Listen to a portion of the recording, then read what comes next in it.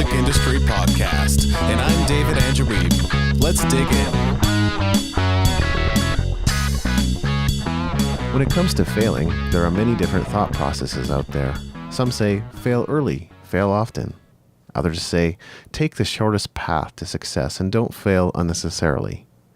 And yet others, like leadership expert John C. Maxwell, says we should learn to fail forward. What he's saying is that since failure is inevitable, it's how you deal with it that matters.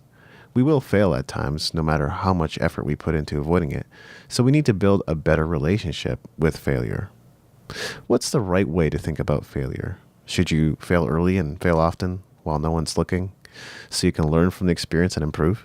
Should you attempt to chart a course to success that doesn't involve failure? Should you fail forward and create a different kind of relationship with failure? Last week, I just got back from a 2-week vacation to Japan.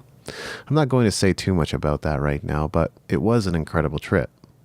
I have several takeaways from my trip to Japan, many of which I hope to share with you in upcoming episodes. The last time I was in Japan was in 2003. That's 14 years ago. I grew up in Japan, so my Japanese was still pretty good, but while I didn't have any trouble reading, writing, and understanding what others were saying, I had a hard time expressing and communicating my own thoughts.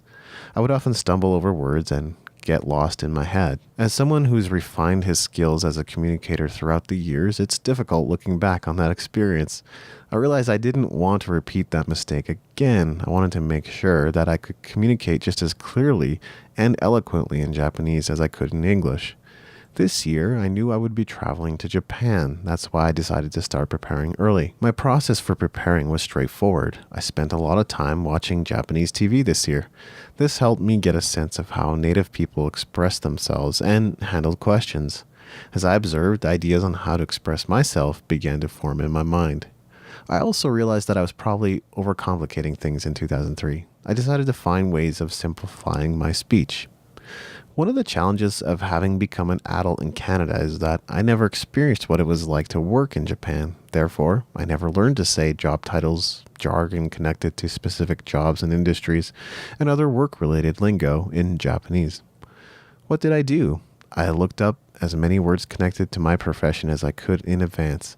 If I could explain my work to someone, and believe me, that's hard enough in English, let alone in Japanese, then all other aspects of conversation would be a breeze by comparison. So, based on what I've just told you, how do you think I fared in Japan this time?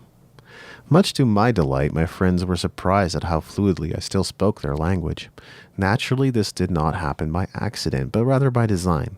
I have put some effort into keeping up my Japanese over the years, but a new friend of mine even commented that he felt like he was talking to a native when speaking with me. Although he never knew me as a kid, there still isn't a higher compliment that could be paid. And to be fair, I'm still very much Japanese on the inside, though I look Canadian on the outside. Why do I share this story with you? Because I realized it says something important about failure. What I realized, at least for me, is that failure does lead to success. If you've been around me long enough, you've probably heard me say something along the lines of, I make as many mistakes as I possibly can up front, so by the time I need to do the same task a second or third time, I'll be well versed in what not to do. As I reflect on my experiences, this has proven true. I think the problem is that many of us just don't want to make mistakes. We worry.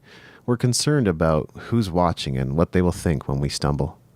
I've been in many situations where I could have worried about what people thought. One time I was helping set up for a music event, and one of the hosts even said to me as I was messing up, "Isn't this something that should be in your wheelhouse?" Absolutely, it should have been, but in that moment I realized something about my process. I recognized that messing up in every conceivable way was my way of handling failure. If I made all the mistakes up front, I wouldn't need to make them again. I would be prepared for the next time I had to carry out the same task. For better or for worse, failure isn't something we can avoid. If you can chart a course to success that doesn't involve failure, by all means do so. But I think that's wishful thinking. I think you will encounter challenges along the way. I think you will make some wrong decisions. Nevertheless, I do believe that it's what you do with a failure that matters. It's how you handle it and think about it that makes all the difference. If you aren't willing to fail, then you probably aren't risking enough. You need to take bigger chances to enjoy the level of success you desire. Don't fail because you must. Fail so you can learn from the experience. Fail so you can course correct. You are doing the best you can with what you know and what you have right now. The only way to do better is to realize you can do better.